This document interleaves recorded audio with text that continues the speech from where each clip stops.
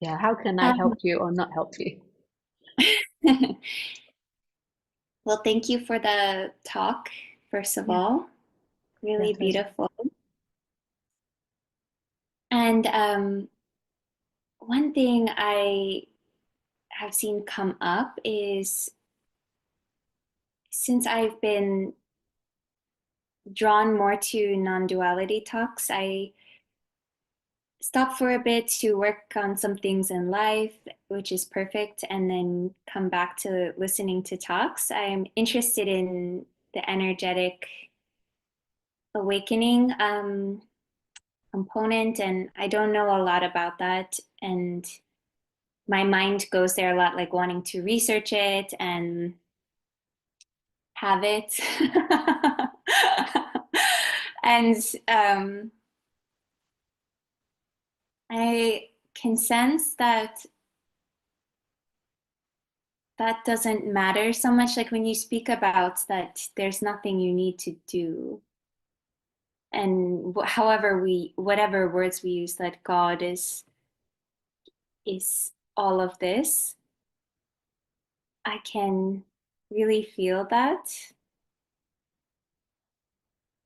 And also there's can show up some seeking around how to have an energetic awakening or draw to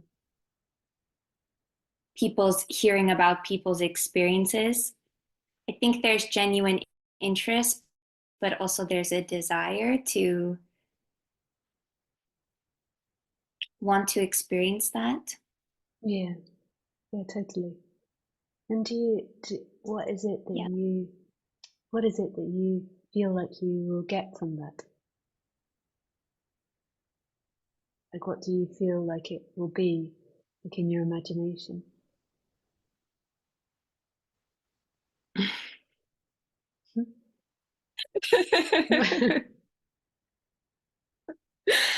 Like right now, it's just laughter about that. Yeah, uh, I guess if I like go back to the mind, it is like the mind searching for these moments where I felt at home and like I feel like a very signature kind of it seems like connection to the things around me, and I feel like pretty yeah, it just feels like at home. mm. So Yeah, that's when really I that. feel more Yeah, carry on. go ahead. I was going to say that's really beautiful that you've associated it as home. You've associated that you just want to feel more at home and you feel more connected to everything that's around you. Mhm. Like, so you've obviously had clear tastes of it because that's what it is. It's not something really fancy or really outside of yourself. It's this deep connection to everything and then a sense of feeling at home. But it's also a loss as well because it's really moving to an emptiness.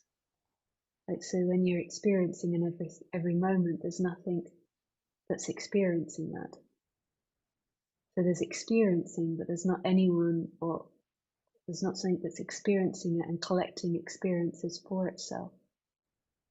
So it's not collecting up like today I did this and or I am this or I am better than or worse than because in every moment who you are is empty.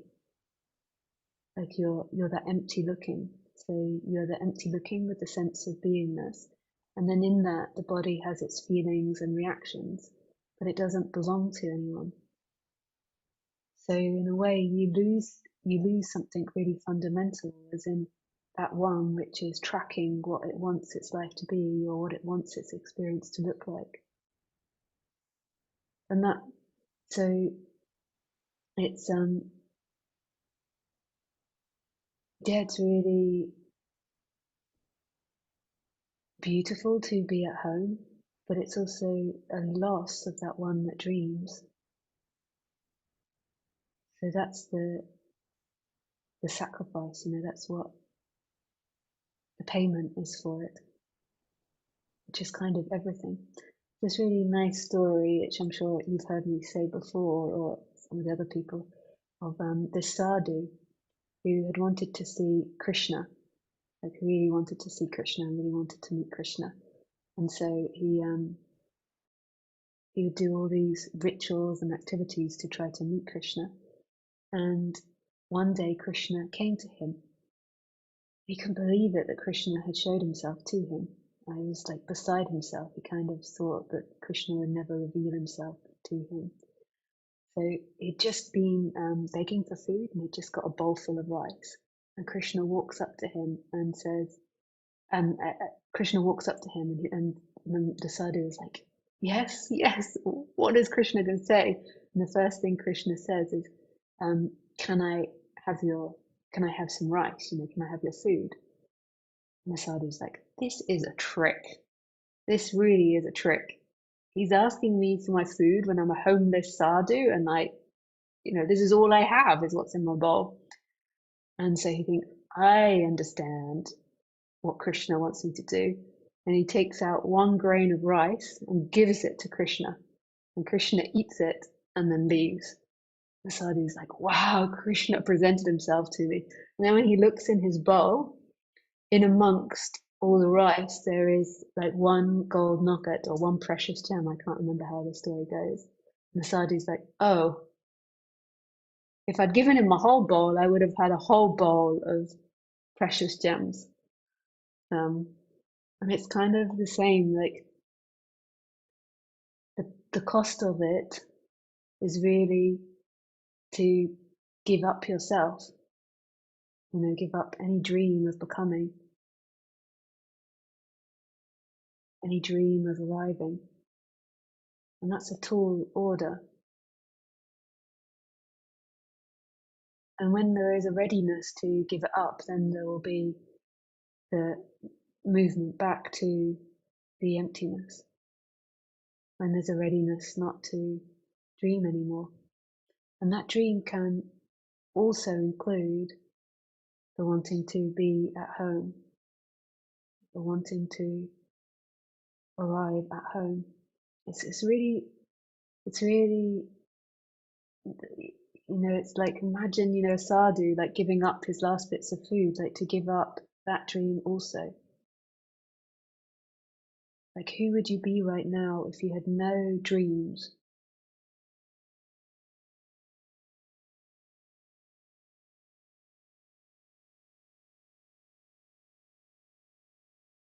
There was no idea of a promised or better tomorrow. Like who would you be? What would you be?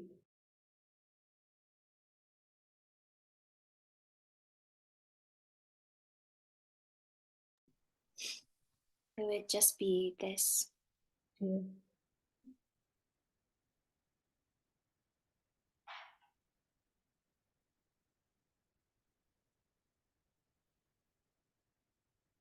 How does Thank that you. feel? How does that feel for you?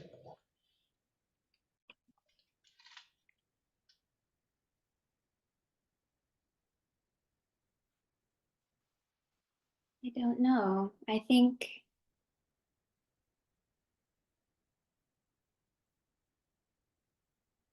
I have to spend more time with it because right now it seems fine. I think sometimes what comes up around it is fear, fear of letting go, of control. So what you shared resonates.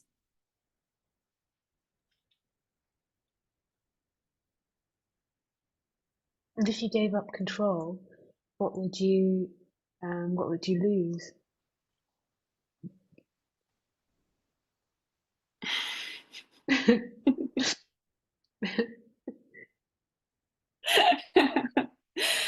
Oh gosh. I don't know.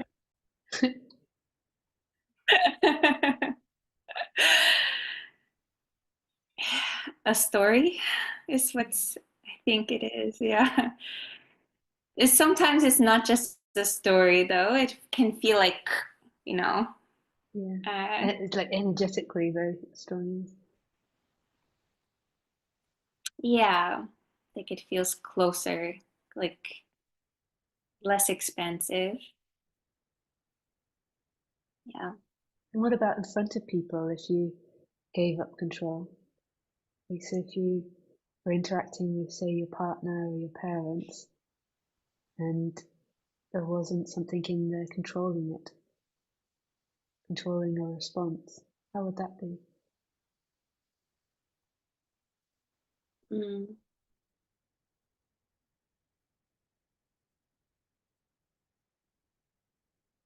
That would also be scary because of my judgments of, how I want myself to show up. So I feel like there's a need to monitor and um, yeah, monitor and check in and control. Yeah. That's such an interesting place, this place, because it's so difficult. At a young age, we're taught that we've got to control our emotions and feelings in order to get on in social situations. This is really young, so it's like as a kid, when you got anger or you got afraid, you would just scream and act it out. And then we're taught to control it, which is a really great tool to control our feelings. But because we personalize it, we say these feelings are bad. I am bad if I have these feelings, rather than just controlling our feelings so we don't have to have a tantrum and smash things up when we don't win a game. We take it on like I am bad if I behave like this, and then everybody takes it on. So everybody is playing that game. I am bad if I behave like this. So we're all playing this game where we're trying to be good and we're trying not to be bad. And that tension that creates in social situations to maintain being something, like to maintain a niceness or a sweetness. And that doesn't mean that you then go around being abusive to everyone, but it's like being able to say, oh, now I'm feeling a bit vulnerable, or now, it's too much for me, this or something, and just really being able to be ourselves. Just And then when we are ourselves on the human level, more ourselves, then there is the falling back into ourselves as the emptiness. When we're really trying to be an image, then we're more in this seeking and we're more in this imagination and we're more in this doing.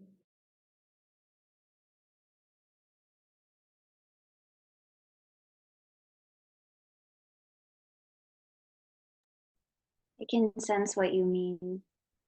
Yeah, it feels like more childlike before that control or conditioning. Yeah. Mm. And then another great thing to do is to like line it up with the body. Like where are these things? And it's not like you want to get rid of the feelings, but just like super aware of what's actually happening in the moment.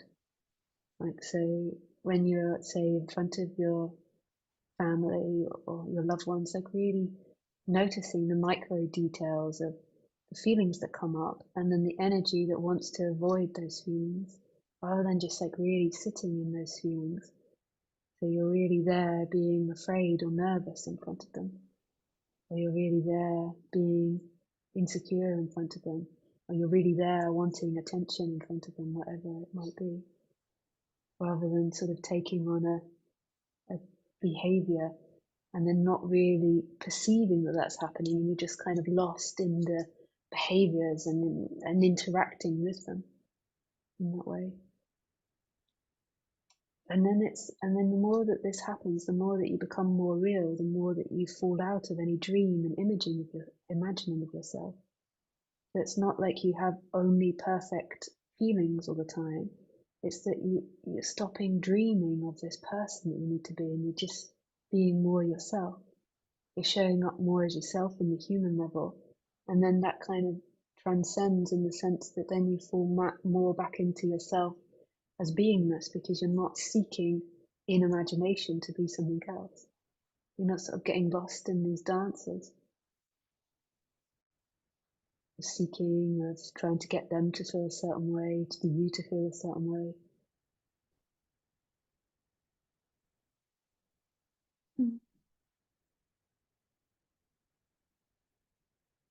Yeah, it's like a death, like letting all that go. Yeah, totally. And then when you do, the most surprising part is that you disappear. Doesn't mean the feelings don't disappear. So if you have a feeling of insecurity around someone, the body has insecurity, it doesn't mean that disappears, but you fall back into that which you are. You're not in dreamland anymore, in dreamscape. And then there is insecurity and emptiness. You're not dreaming something else. You're not running away from the feeling. This is where non-duality can get a bad reputation, because sometimes people think the falling into emptiness then is like an escaping feelings, but I think it's like radically feeling your feelings without dreaming. It's like radically accepting the energies that arise in the body without running away from them, and radically accepting the other person's energies as well. Like it's not their fault that you feel insecure. You're not trying to change them or manipulate them. You know, you're just really accepting that maybe they're being aggressive and that you feel afraid or something, or maybe they're being manipulative and you feel afraid. Like there's like really an accepting of that rather than all the stories around it.